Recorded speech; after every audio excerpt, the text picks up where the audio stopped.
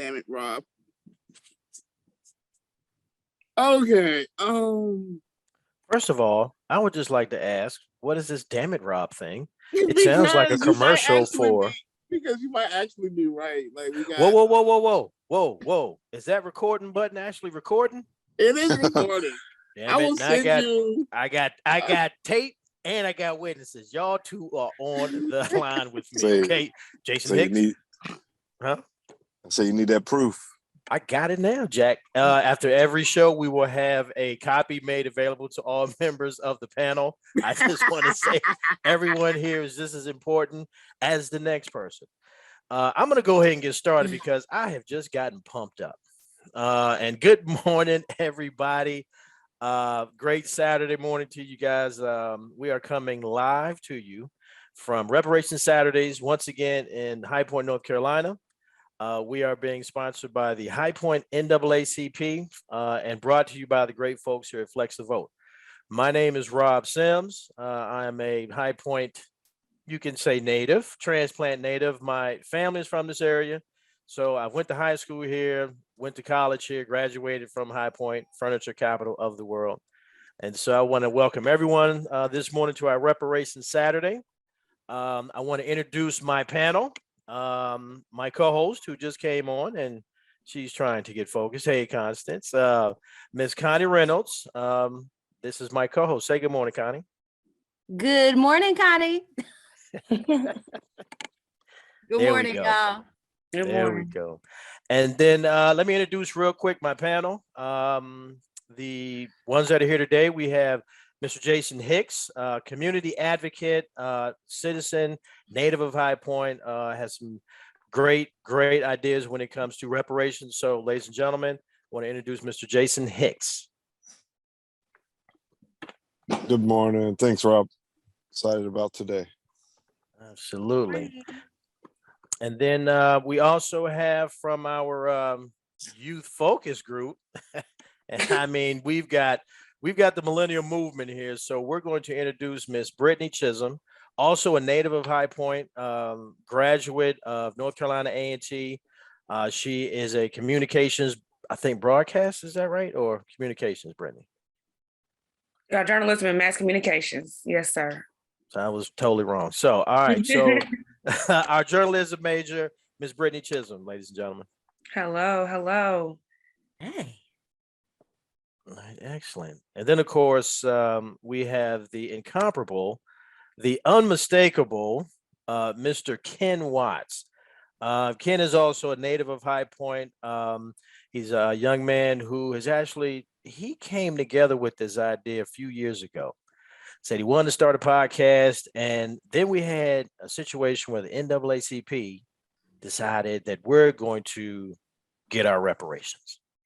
And so Ken comes to us from a long history of community fighters, engaged individuals. Ladies and gentlemen, Mr. Ken Watts. Hello. All right. Excellent. All right. So today's topic, ladies and gentlemen, because last week we had a pretty good topic. We had a guest on, and she spoke about behavior. Now, in that discussion, we, kicked around what's appropriate behavior for reparations. Okay. And I guess we want to start today's show with, I'm just going to open it up to the floor. What do you guys think appropriate behavior is for reparations discussion?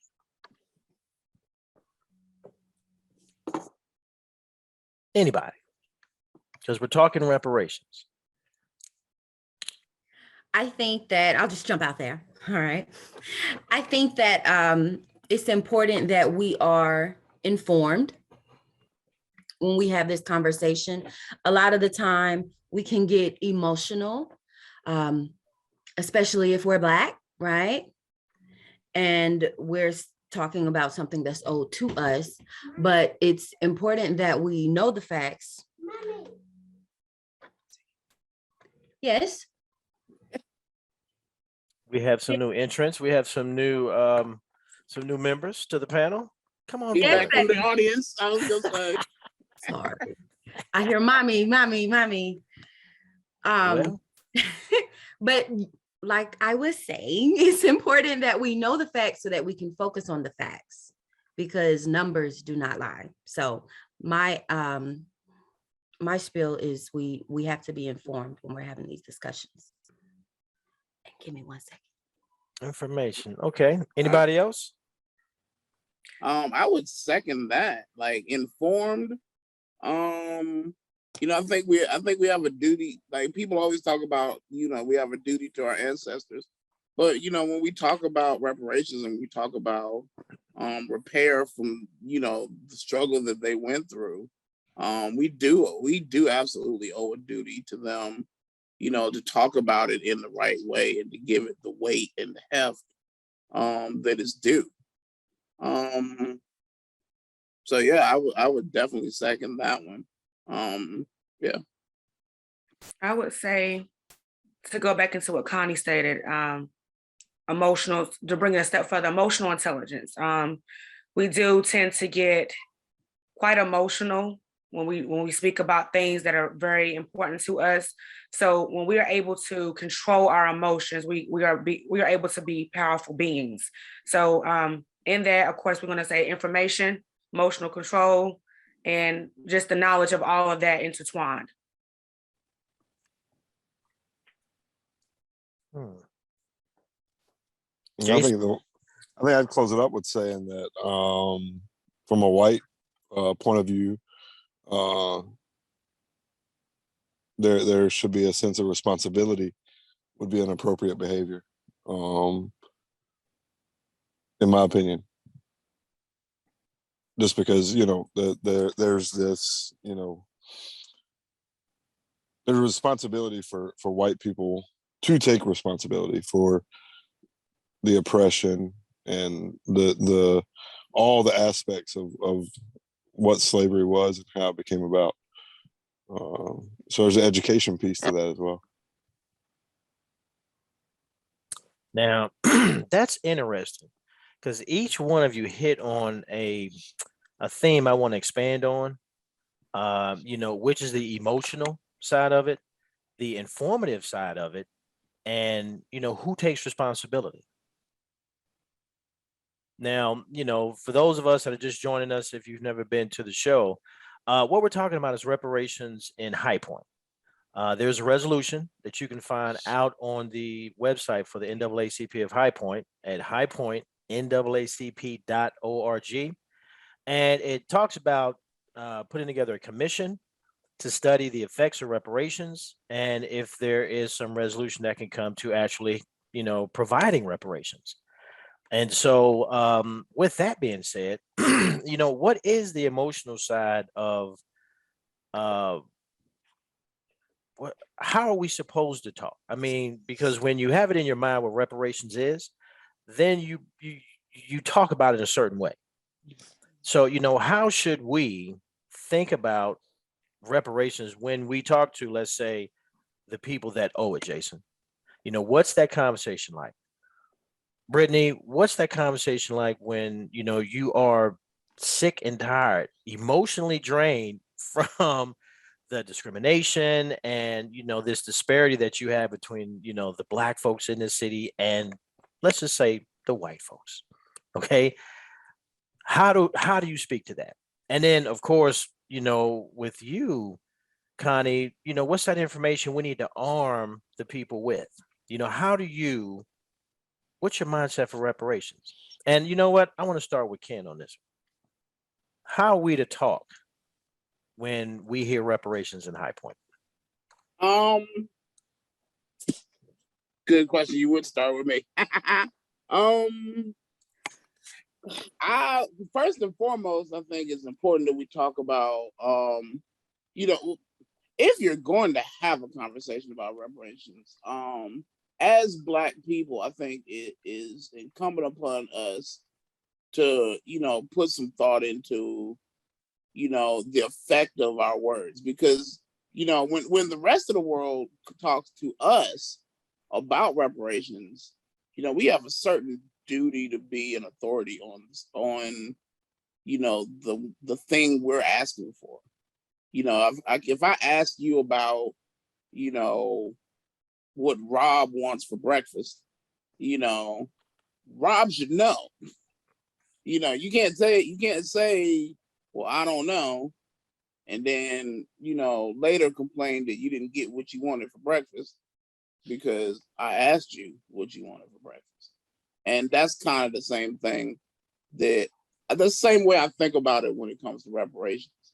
If you're going to engage in that conversation, I think you owe it to the group to be well researched and well read, or at least have sat down and put real thought into what it is you're going to say.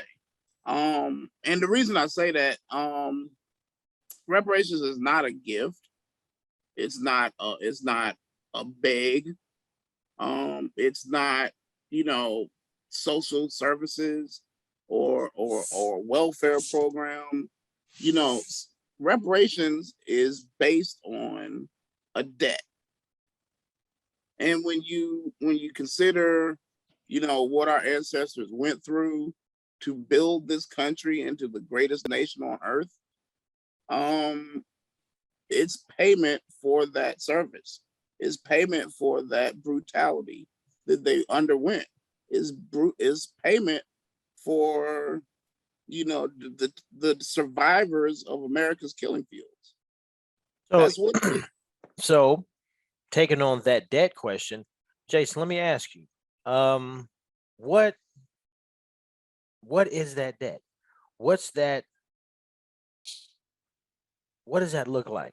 What should the debt come in? What form should it come in? Money, services, land ownership? Because, they did that in South Africa. They took the land from the white landowners like 10, 15, 20 years ago.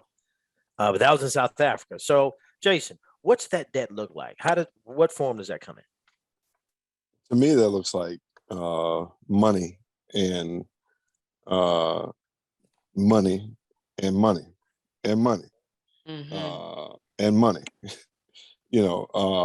Heard the light I- button. I don't see any way around that because, an education program doesn't repair the gap that's here now. Even like land, for example, doesn't repair the gap that's here now. And there's money is what changes that to me. And I don't see any way around that. And money should be the center of the conversation. It shouldn't be, let's look at all these other programs and then circle around back to, money now that we've done all these other things. It should start at money and then trickle out from there. Yeah. Money. So, Connie, the city of High Point, we're looking at what they can do. So, a piece of land that they can give a family, you think that's enough, or should there be more?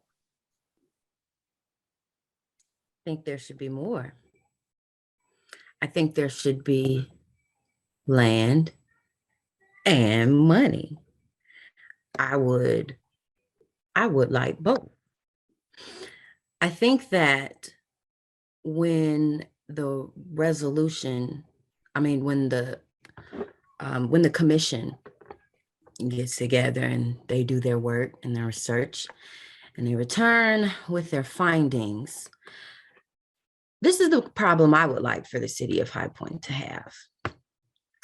I would like for the city of High Point to say, wow, we cannot afford reparations. We need more money. Because that's the truth. I mean, realistically, the debt that is owed to African Americans is quite large. It's quite large. And I think the city acknowledging that is powerful, because I don't want to settle for what crumbs can be drummed up, Well, we can afford to do this. What the city can afford, it really shouldn't be a problem. So I think that land would be great, but we need our money, because what money provides is options. Options.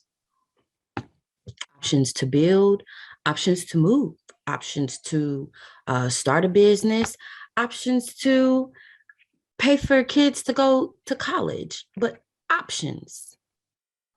And it should be every Black individual and family's discretion and decision with what they do with Amen. their money.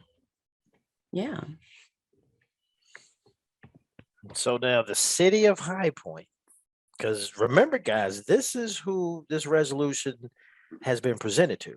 You know, it's not going to state, it's not going, to a national level yet, hopefully. Yeah. But, what do we want to see High Point offer these citizens? And this next question I ask of Brittany. Brittany, how do we tell them what we want? How does that come out?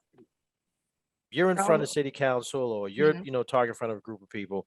How are we going to ask for these things that Connie's talking about with the land and the money? Well, first and foremost, want to bring it to Dr. Claude Anderson, and thank you, Ken, for sharing that link. One thing that he said was we have been given this unfair advantage of competing to survive and thrive. That's what the race is about, racism. And with that, I feel like it's our duty, and not just our duty, but theirs as well, to help us to create, strategically implement solutions where we can conquer in order to grow and prosper in this world and in this life. We have been robbed for centuries of our freedom, of financial prosperity, of longevity, and it is time. It's well past time for us to get our power back, so that we can build and grow for our future generations. We can't go back to the past, but what we can do right here, right now, is we can have a fair advantage to actually compete fairly, to actually have the resources that you all have, so that we can go out here and buy homes and have our land. And of course, going back to Jason and to Ms. Connie, to have our money. It's not a game anymore. Their entire race has every single resource in their hands. They own everything, every single thing. And next in line of them are the Hispanics, and after that are the Asians. And we are at the bottom of the podium of that. It is time for us to own our power that has been robbed from us going back centuries ago. So moving forward into the future, we need that right here, right now, today. And that's what I will say to them, and much, much more. We need that. Wow. Amen. Wow. Okay. Come up out there. Damn. Sign me up, Chief. I'm with that. I'm with that. And I like the way that you brought that all into focus. And that was passionate. And it cut right to the heart of exactly what reparations, in my opinion, of what it looks like. It is a debt owed to those individuals who made this country what it is. When cotton was king, it catapulted this country worldwide. Yes, it did. And to have a fair playing field, like what Brittany just said, we're talking about the resources to make decisions to see how we want to better our situation, not forced into social programs, because that's been identified as, an area that we need to look at. There's crime, there's poverty, there's, drug abuse, there's, all sorts of things in our neighborhood. So how do we level that field? Because, man, give me some money that I can decide what neighborhood I want to live in. If I don't want to be in, a neighborhood where there's crime and, there's low education levels, send my child to Westland. I ride past that school a lot and I see, the children playing, but I don't see a lot of us. And, that goes directly to what your economic opportunities are. Those kids getting dropped off at school. Our kids are getting bused to school. You look at integration and how it busts the kids around because they wanted fair and equal treatment. There was so much hostility to a kid trying to read a book. It was incredible. Go to the archives, 1960s. You know, little children had to go to school with armed bodyguards. And now we're asking for just, what this country is really all about. It's about dollars and cents. Now, I do like property. I know a lot of people you can respond to this, but the 40 acres and a mule symbol to me, it means that we get something now and something in the future. That land can turn into something. Keep it long enough, that piece of land can double its value because let's face it, guys, real estate is hot right now. Buy a piece of property and wait 10 years. You'll be knocking on my door talking about, let's go cash out. You see, so I like the property piece. Now, the money, I don't know if High Point has the money to give individuals for this reparations.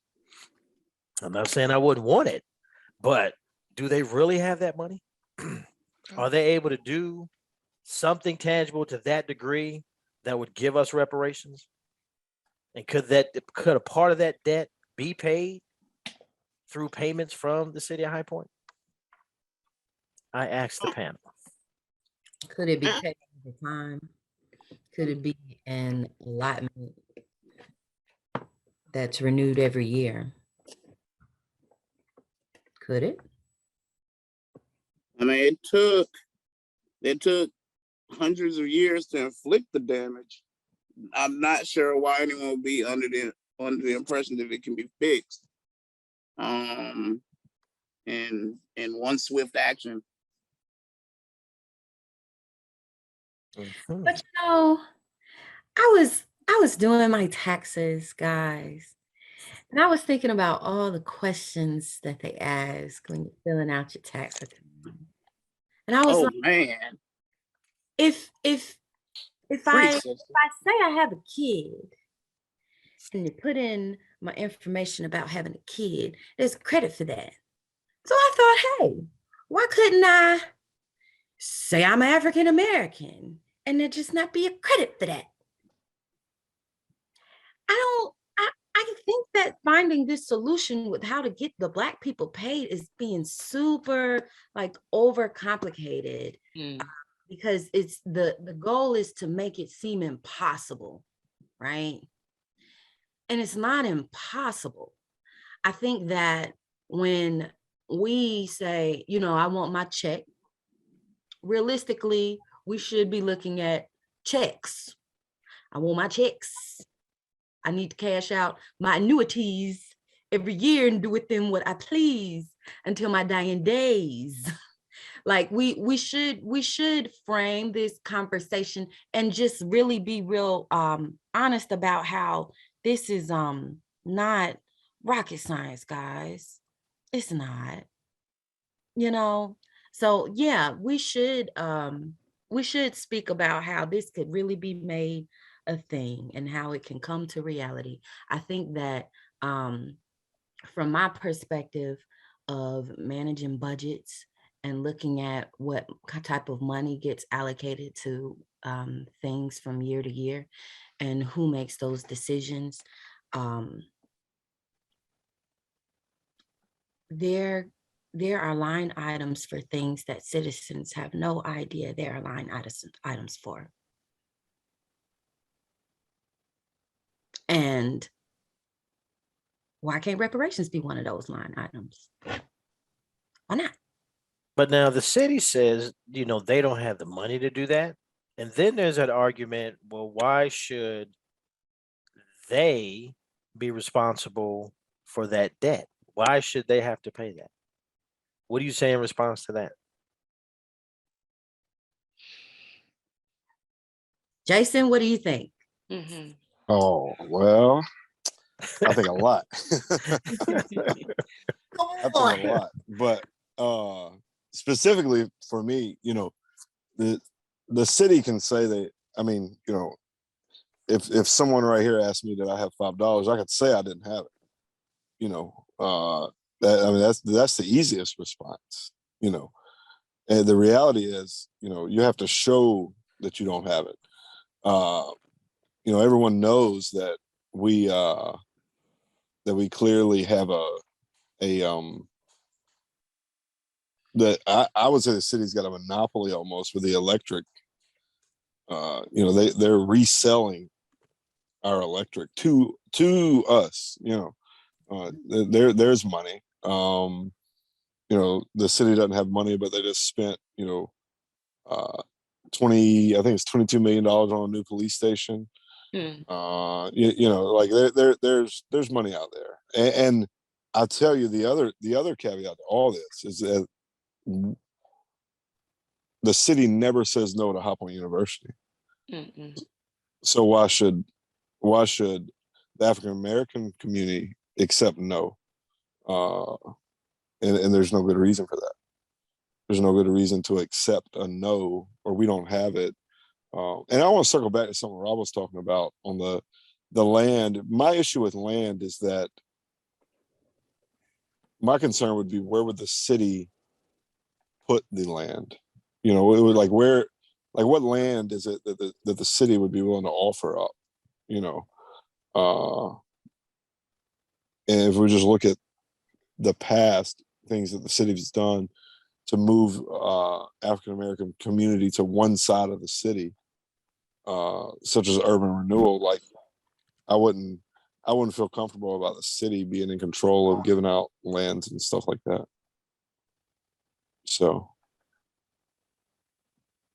you don't think that what do you not trust about that? Because I think if you just give people the land and they can decide what to do with it at that point. Well, what I don't trust about that is, like urban renewal in the 60s, the city specifically went in and bought property for the sake of, putting Black people on one side of the city. They essentially, created Southside. And that's not okay, and nor should it be allowed to happen again. So let me ask you a question. Then let's say the city comes up with an idea that, as a part of reparations, they can give Black families homes. They can give them low interest loans. They can virtually own the house. But again, it's property that they offer. Should a person take that? Should they accept it? Or should they reconsider it based on what you just said as far as, racial placement? I mean, if it was me personally, I would look at it. What does that entail? I wouldn't just say yes, but I would just hate to see this thing happen, and there'd be this concentration of moving people to a particular side of the city. Home ownership's important, but is it at the cost of segregation? And I would say no. Definitely not.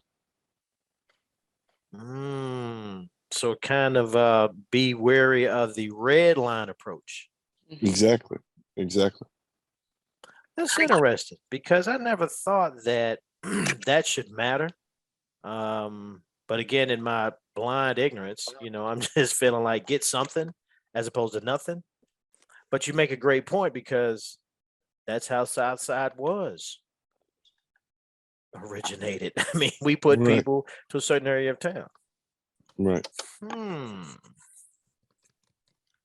So what do you think, Brittany? Would young folks, because you guys are going to be descendants of slaves, what do you guys think about property? I know we want cash. Cream, we know that song. But but no, but yeah, what do you guys think about that property? Would you want property, and where would you want that property? Absolutely. We would love to have property, as well as, of course, the money. But going into the property and going back to what Jason was saying, I was going to jump right into it before you even called me out, but thank you. Being red zone, like, as you can see, I'm going to give High Point as the demonstration. It seems to me, in my opinion, since a little girl, once you cross over the railroad tracks, you're pretty much in the impoverished neighborhoods. We know about the Emory Woods, we know about the Johnson Streets and the skeet clubs and the luxurious homes in the Sedgefield areas. But however, South Side and the east side of town are labeled as what you would call the ghettos. And with that being said, I'm going back into Jason. We if we do get that as part of reparations property on top of money, we should definitely have a say so as where we should go. Segregation should not continue. We should not have this borderline of being segregated. However, my only concern of being integrated is, I'm sure you guys, Jason and maybe Ken and maybe even Connie have heard this song by J. Cole called Neighbors. And in that song, it's kind of like the neighbors think because you're African American and you're staying in their neighborhood that you have to be selling a product that's not legal. And it's like, no. I want to be welcome here because I deserve to be here just like you do. So yes, we deserve property. Yes, we deserve compensation. Yes, we deserve a say-so or more so an opinion of a matter to where we should go and how we should get it done. So I absolutely agree with that. Yes, property, funds, and not just be given these minimalistic programs and rewards to keep us and keep us down and keep us content. No, that's not enough. We've been there and done that too many times. So you want a piece of property in Emerywood? Maybe for me, honestly, I would want my piece of property in the country in Kernersville somewhere, away from everybody. But long story short, I mean, yes, honestly, we should be welcome there as well. Why is it just there? Why is that just allocated for them? Why can't we be welcome there without being looked at a certain way, without having to be worried about the police being called on us because we stay there, or this neighbor is African American, they must be doing something illegal to be able to afford this? Why can't we have the riches as well? Well, I hear you. Mhm. But living in America, not everybody This you is what want we to be are. your neighbor. I ain't That's saying true. you got to be selling dope, but Mhm. some people don't know how to cut their yard. I don't want to be around somebody that doesn't cut their grass. That lowers my property value. I don't need someone hanging out. No, no offense to young folks. I love y'all, but y'all like to turn up late at night. I like to turn in late at night. And so with that, I think I'm not gonna say just we should all just get property and it's gonna be one big great party. Absolutely. But how do we want to get what? And I hate to say this, guys, but just work with me. How do we get that ask? And how are we gonna get that piece of land? And I guess I want to transition to that because now I want to know, where do we go to let our voices be heard with reparations, and even more so, as a community here in High Point, where do we want to go now? Because we've got to tell it to somebody, and who are we going to tell that to, and what do we need to do to get this word out? That's my question. Do we have a new panelist? Is that Miss Patrick? Mhm. That's Miss Doris Patrick. Good morning, Miss I'm Patrick. just listening. Good morning. Good morning, Miss I'm Doris. just listening. Good Thank morning. you for joining us. Good No, morning. well, I'm trying to catch up with what y'all doing, saying. All right, excellent. So yeah, anybody, grab the microphone. Where do we go and where do we go share this request? Where do we go share this reparation? Where do we go get this debt that's owed to us? Well, I think first and foremost, we have to start where we are and who we're with. Word of mouth spreads faster than anything else. And I think that it's important, like the question that I asked last week, like, how many of y'all talked about this at the dinner table? We should. We should talk about it at the barbershop. We should talk about it at the salon. We talk about it at work, regardless of who's standing around, white or black. We should be out loud and in the open about this discussion. And we should, press the envelope and assert ourselves in spaces where we kind of, you ever looked around and made sure it wasn't with no white people listening. I don't think we should talk about reparations like that. We should be very candid about our conversations. And when we're out in public at networking events, we should bring it up. You know, have you heard about this? Or if you run into one of your council people or anyone working for the city, well, what do you think about this? It it it speaks volumes to hear that this is on the tongues of mouths around the city. So that's something that we could be doing every day. Mhm. Mhm. Any place else?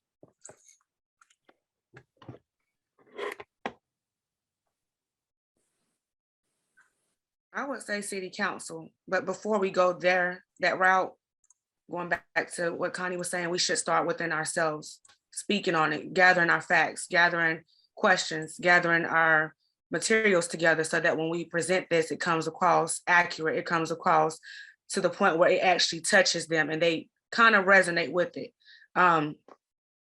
I asked one of my relatives and I said, well, you know, did you hear the news about reparations? And they just kind of dismissed it like, it's not going to be what we think it is going to be. It's going to, and they kind of like downplayed it. And I'm like, that right there is the problem.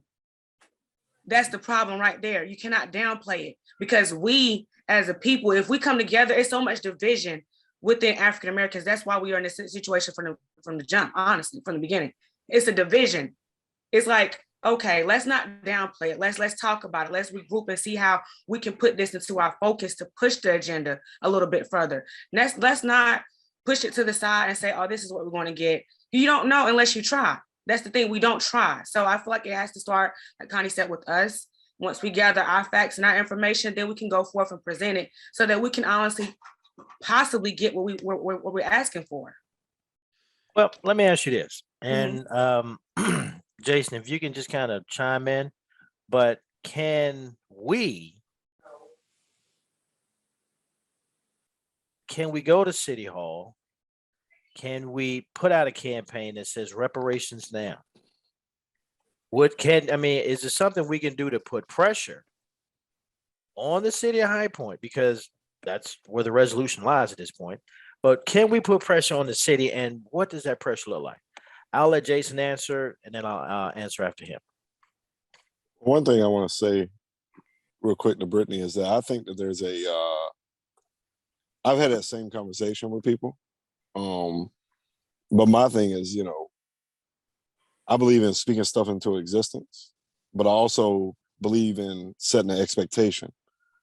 So if we, one, speak it into existence, and then two, say there's a general message of this is reparations, or this is what we expect, then as this commission spends the next 12 months doing their work, then they have an idea of what is expected of them.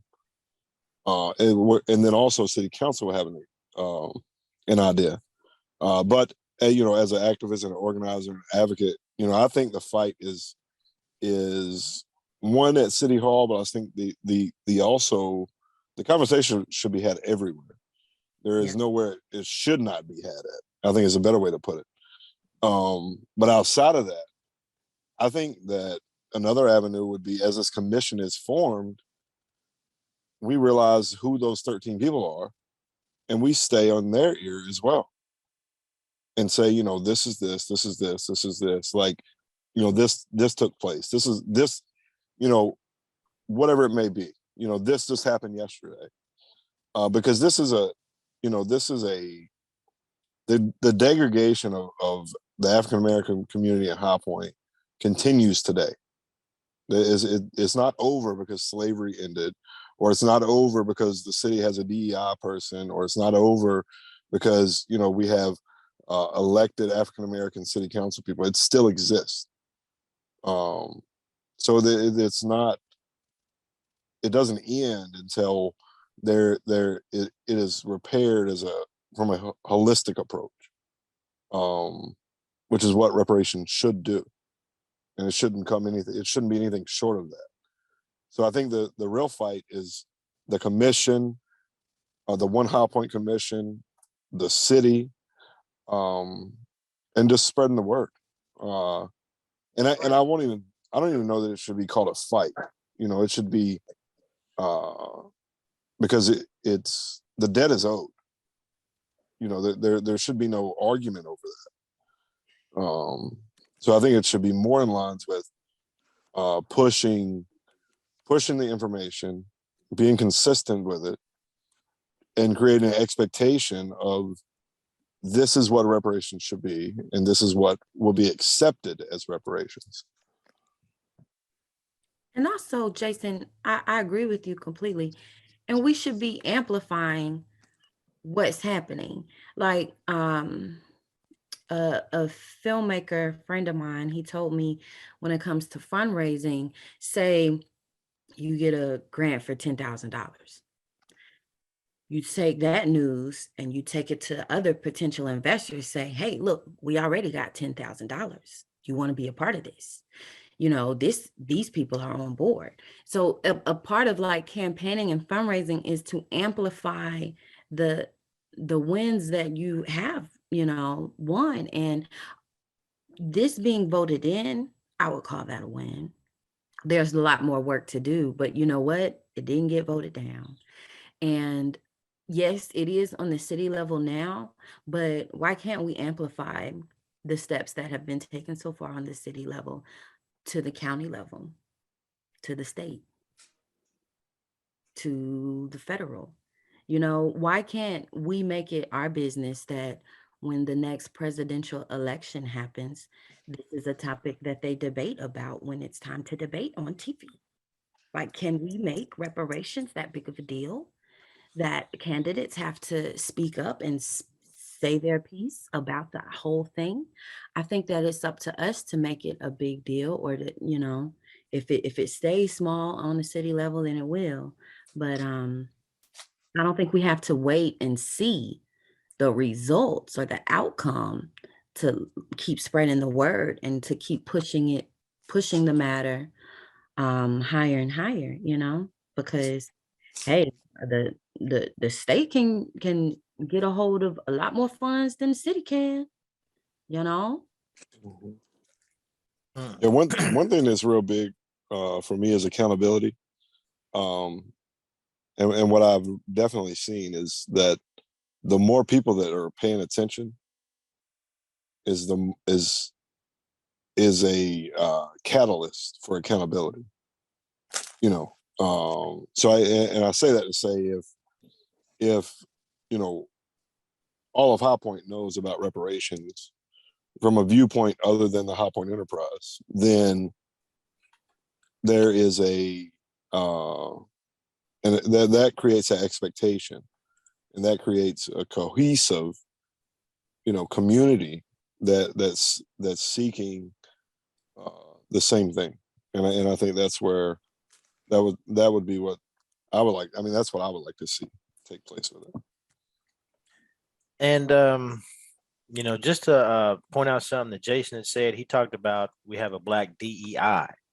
And for those that don't know what DEI is, that's a diversity, equity, and inclusion person.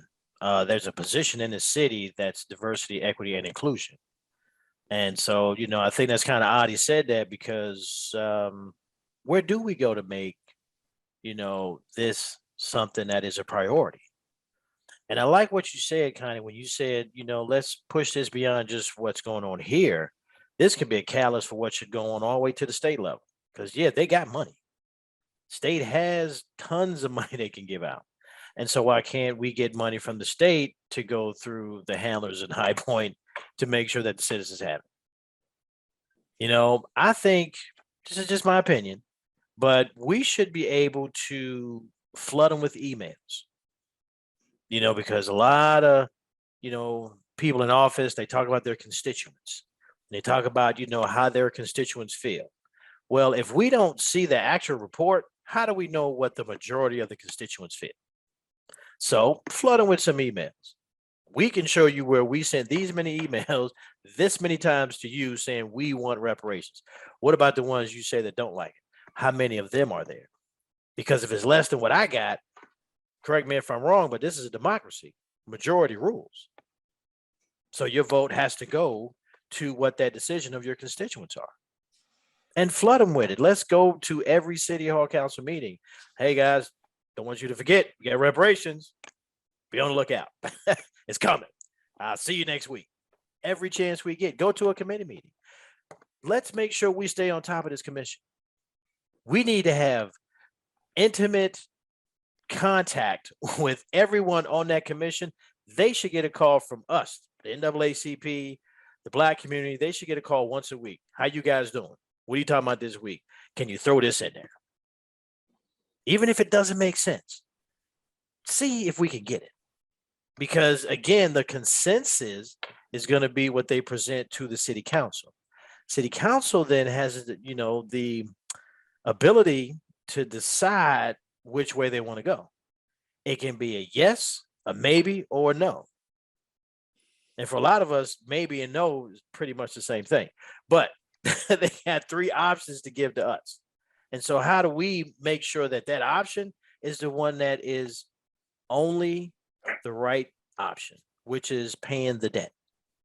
Making sure that that equal playing field is leveled out just a little bit more. It may not be, something that can happen overnight. It, may be unfair to people's feelings, but the question is, should that be a priority when we're talking about the years and years of discrimination and, the overall treatment of Black folks in this country? Doesn't matter how long it takes. Yes, should be the only answer we hear. Yes, we can do this. Yes, we will do that. So I say we got to flood them and flood them now. Every time we meet each other, hey, reparations, what's up? What's up? How you doing? What you talk about today? Man, that check, when am I going to get it? As soon as you go uptown and let them know you want it. Because if they're going to get discouraged and they're going to say, well, we're never going to get it. All right, no problem. Go up there and sign a petition. If you sign a petition, then you've got a chance to get that reparations, whatever it is. So that's the way I look at it. Rob, I want to comment on what you're saying. I agree with it. We can't make a menace of ourselves, but we can be persistent about it. And I look at the way the enemy fight. They change things at night in meeting when they have said no meetings, and things that we're fighting now. Let's say, for instance, the Daniel Brook project. We're fighting to hold that project, that site, to be Daniel Brook's apartment. Wanted renamed that, stay named that. 80-some years, I think, it's been named Daniel Brook's apartment. So all of a sudden, they see a need to reconstruct everything in that area, on that neighborhood, in that block. They don't know how to be fair and just say, we're going to tear this building down, but the name won't change. No, they had no intention of keeping the name. So while they was tearing it down, they was having meeting and changing the name. Now, why do they want, they got Clara Cox, it's named Legacy something. They got the one over here behind the Presbyterian home, that's named Legacy Point. And now they want to name Daniel Brooks Legacy, whatever, I forget the last name. But I'm like Pastor Robertson, why, if you want Legacy Point on there, why can't it come after Daniel Brooks apartment, Legacy, whatever you want to put? They really don't, even down in Congress, when we was fighting for, down in Raleigh, when it was fighting for the government, the governor, they did not call a meeting.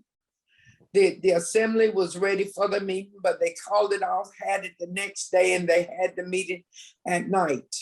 Nobody knew there was going to be a meeting, and they vote for a lot of things that's not in existence now. So how do you fight somebody that's fighting you silently? They're sneaky about their move.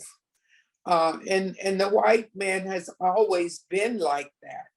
They'll tell you in part what's happening, but I don't. I really think that they are afraid of the blacks because they took so much from us, and they don't know how to handle our reaction now of taking it back. So things are done in secret and silent. When you're busy doing something else, most of the sales in this city happen on a Wednesday or Thursday during the day at Well, the store. Miss Patrick, let me say this. I don't think we want to say white man. I'd rather say something like the white power structure. Okay, Okay, because right. not all white men are evil. But I hear where you're coming from. But also, I think you kind of answered your own question. If they're having Oh. secret meetings, then I think we need to be a menace. Because if they're lurking at night, we need to be lurking at night. Yeah. I But mean, maybe we have to go every week and do just like I said. Chuck, I saw you, baby. What's up? Reparations. Love you. Mean it. but You see know, what if they let anybody know what they're doing, it's the people that has sold out the black man. It's another black man that has sold us out that might know what they're doing. But otherwise, how can you find out when these secret meetings, when these changes are? They have them while you on your lunch hour. It's just not fair. but It's see, like, what they call those meetings? They call those committee meetings. They have committee meetings during the day when people are working, where the business of the city is being handled, and we don't get to those meetings. So, so we got to change that. But we're not the one with all the white blue collar jobs, and we don't have the power to. We don't have enough on our side to just. Well, I'll just say it, money. We don't have enough money in our account that we can close the door to what we're doing and go to a committee meeting, because they always plan them when it's inopportune times. So y'all got good minds and good heads on your body, but it's a challenge too.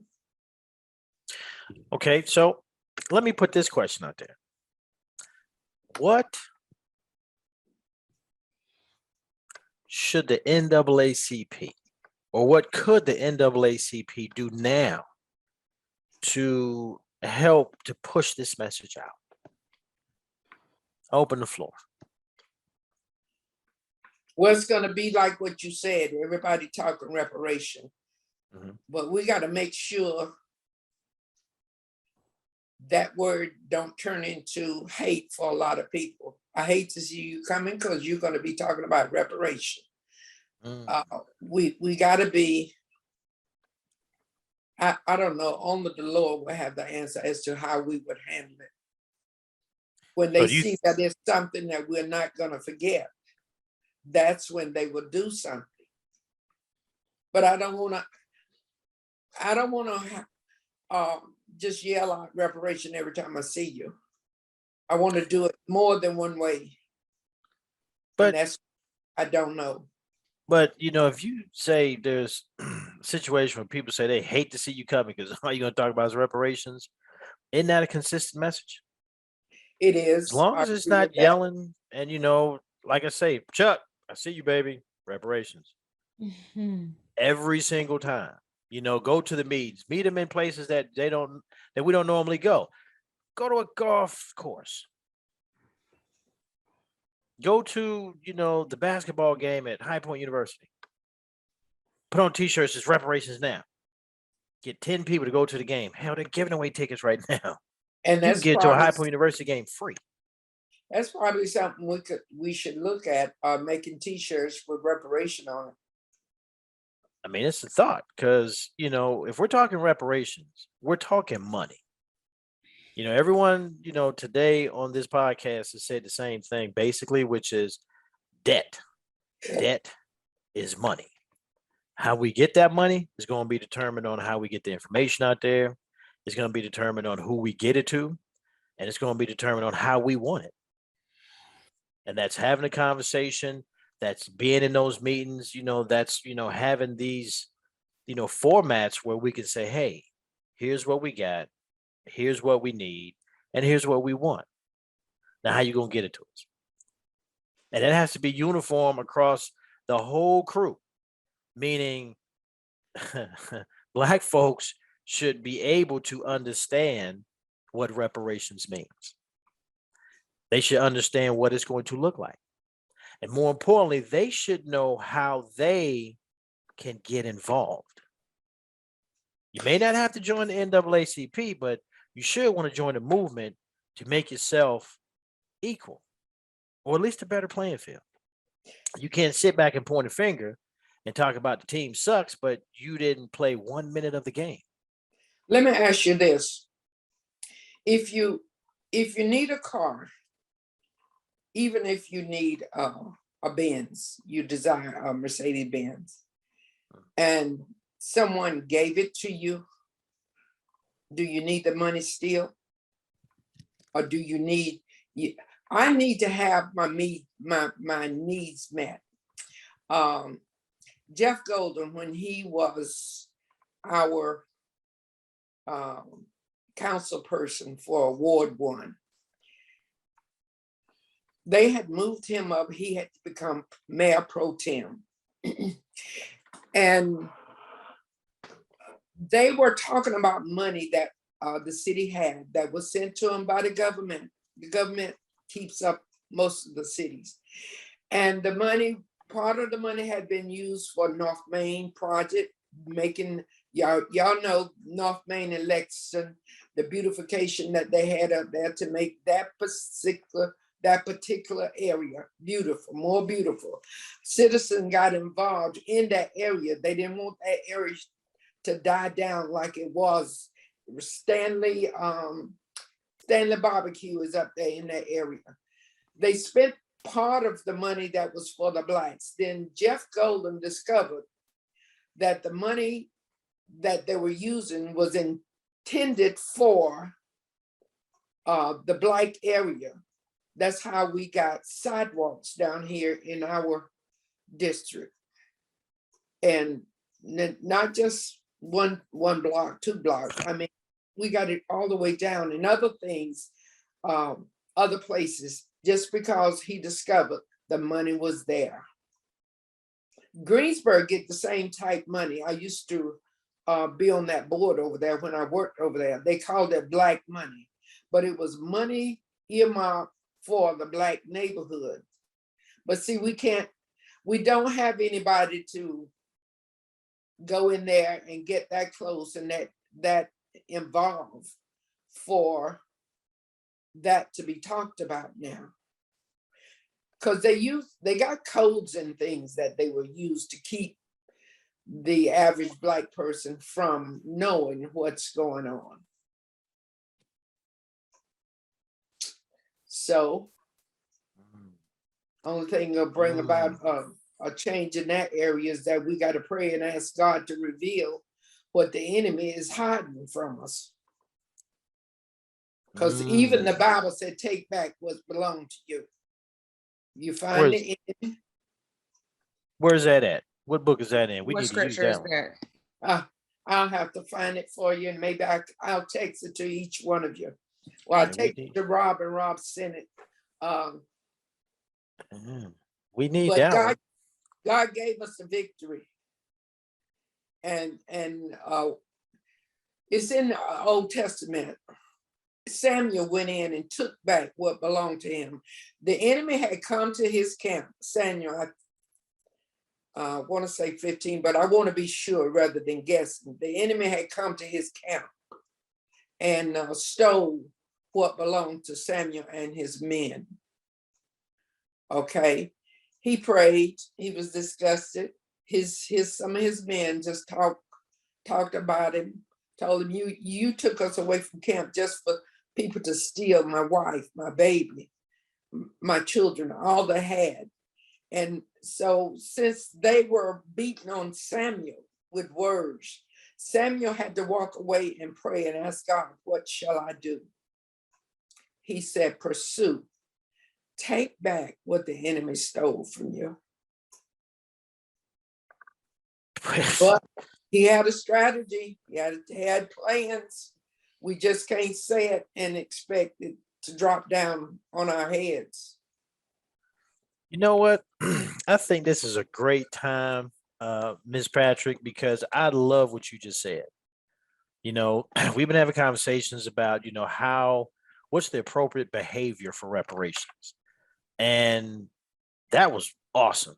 And because I think we need to take back, that's our debt. It's owed to us. Take it back. And so at this time, I want to give the floor to Miss Brittany Chisholm. I've been speaking with Miss Chisholm here the last week, and I'm talking to her about the perspective from the millennial point of view. And you know, I want to hear what she has to say. We're giving her this time. We're going to call it the millennial moment. And right now, Brittany, I'd like to hear from you. What do you think about this whole thing? Reparations, you know, appropriate behavior, and especially with what Miss Patrick just said, take back what's yours. Tell us how the millennials feel. I want to start with the inappropriate behavior and going back to Dr. Clyde Anderson, and what he said that stuck out to me the most is we must stop apologizing for actions that we did not do, and more so on words that we did not speak. You know, I'm going to take it as he gave an example of Rodney King, and after being beaten down unjustly, this man said on the national news, why can't we all just get along? No. We have came to the point where we have tried to get along for far too long. We have been to their will. We have been, through the war, through segregation. I mean, we can go down from slavery, Jim Crow, segregation. Then Ronald Reagan came and dropped the drugs on us, and now here we are, still today in 2022, and we're still asking for the same thing. So what I'm trying to say is the power has to start within us. We have to come together as a unit.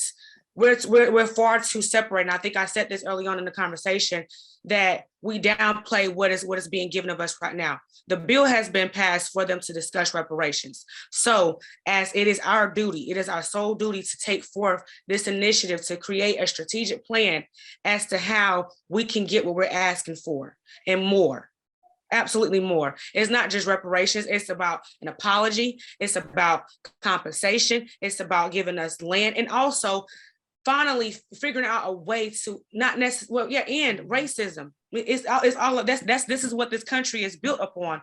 Racism is built upon keeping us down so that they can keep growing and keep having control. When can we get our control?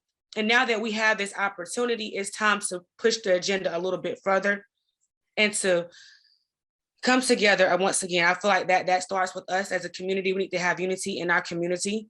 We need to come together to implement a great plan. And once we do that, I feel like there is no limit to what we can achieve, as long as we come together and we fully believe in what we're trying to do. So yes, I really feel like my generation needs to be a little bit more serious. We keep asking for seats at the table. How about we go forth and build our own tables? How about we go back and like Miss Patrick said, and pursue what was wrongfully taken from us? Why can't we do that? It's time. It's been past time for us to reach our prime. And that's my take on that. Hopefully I didn't just talk in circles, but I really gave some structure there. I just feel like it's past time for us to really come together and stop being so divided. That's what makes that's what makes it easy for them to come through and conquer us. We're so divided as a people, and no one wants to admit that. Amen. That is so true, Brittany. Everybody wants to be a leader. Mm-hmm. And I so much want to be in the middle, helping out. I don't want to lead. I just want to help. Y'all got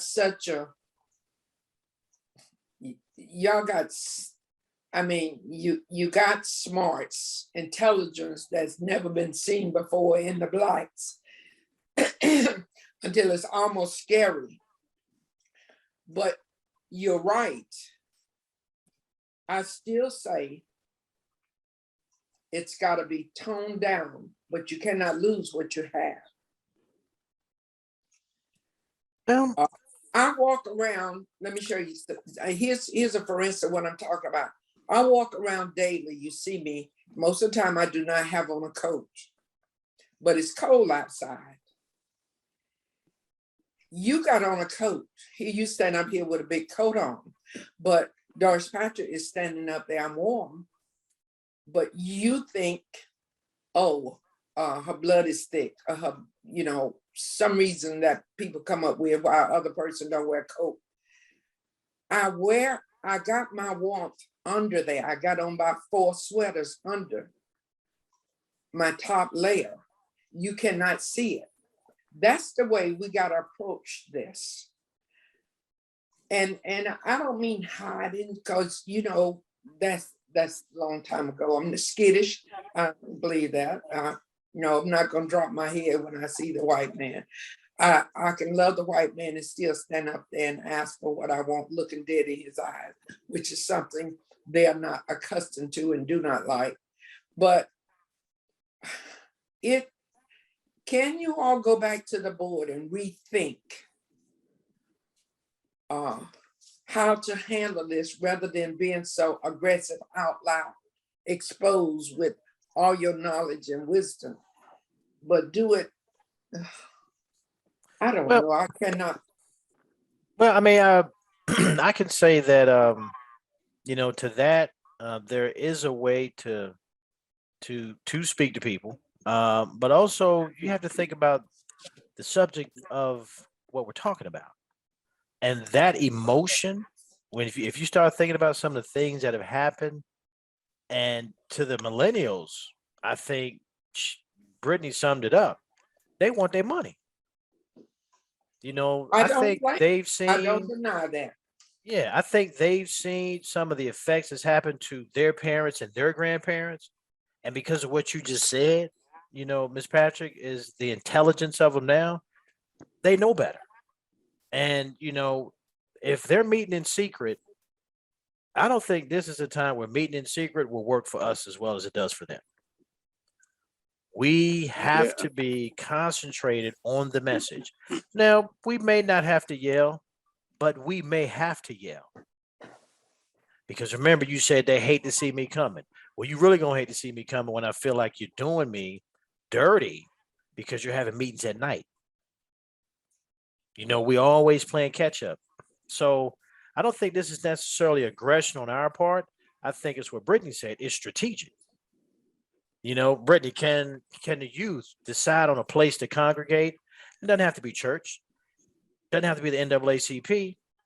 Hell, congregate at City Hall. But it has to be the same message. So maybe you do have to go to the NAACP meetings to get the message. But meet up at City Hall with the same message. You probably got about 15 people that does T-shirts on the side. Get all of them together and get some T-shirts so that we can have something for an event that takes place.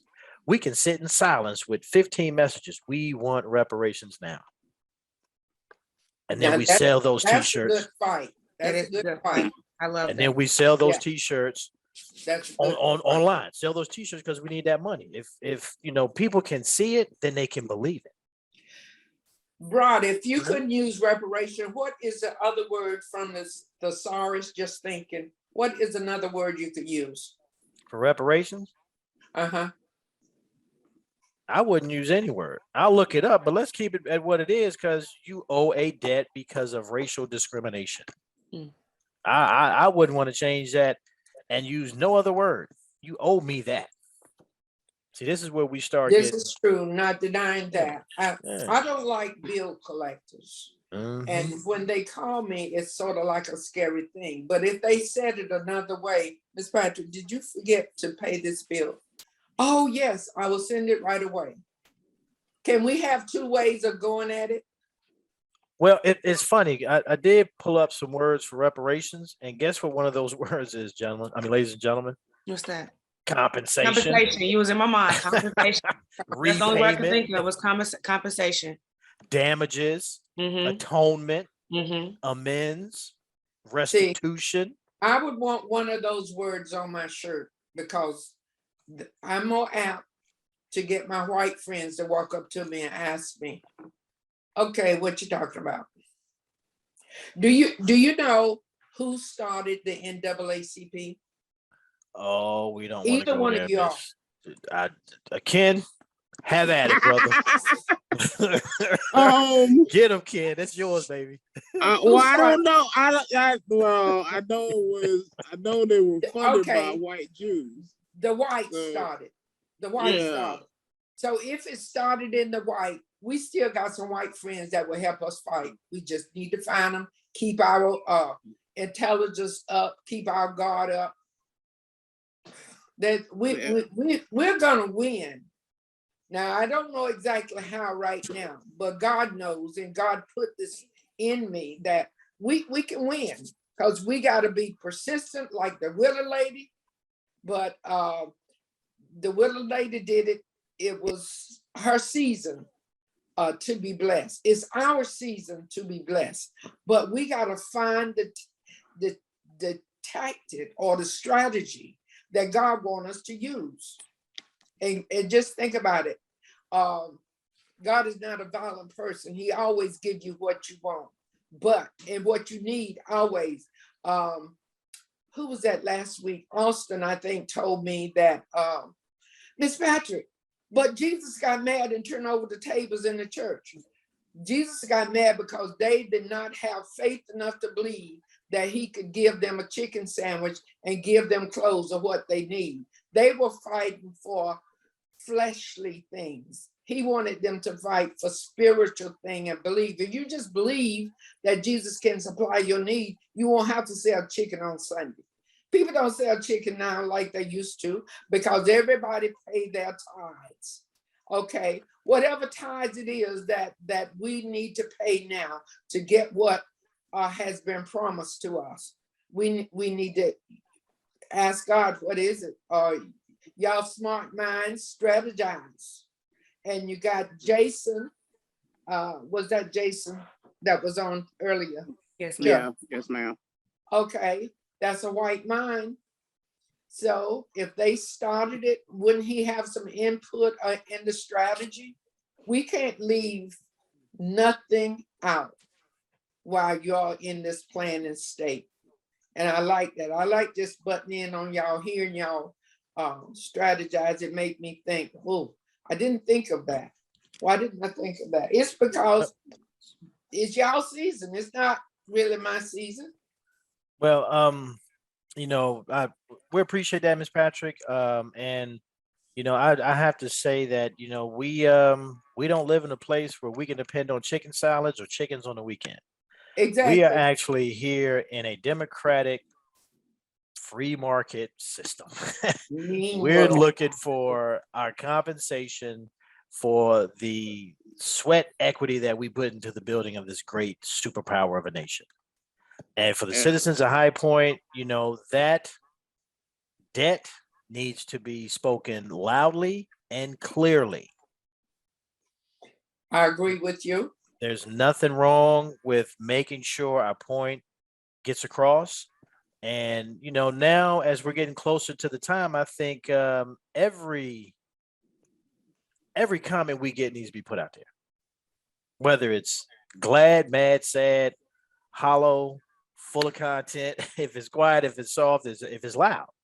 Because, this is what gets people charged up, because we talk about what's old and the things that we have experienced, even as, descendants of slaves. It still resonates in our daily conversation. It resonates in our motivations. I mean, it resonates in the meetings that we have with each other because we're still trying to get what's owed to us.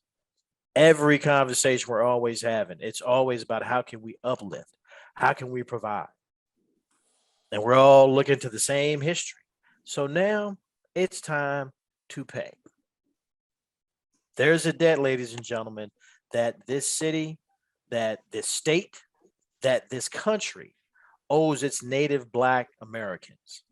Because at this point in the game. That's what we are. I don't even want to go to this descendants of slaves because we know the history. But now, as a native Black American, I want what's mine. Rob, you have somebody that's coming on in the future. His name is Levon, I think it's Fairley. It's going to be very interesting when you all talk to him, because he hit on a little bit what Brittany was talking about. This is long time. He's working from the White House down.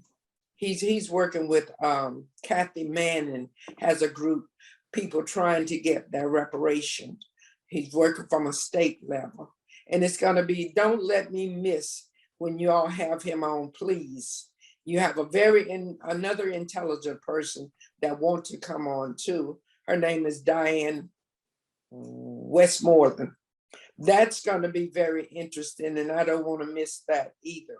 You have some people that's going to come on that's going to provoke your thinking.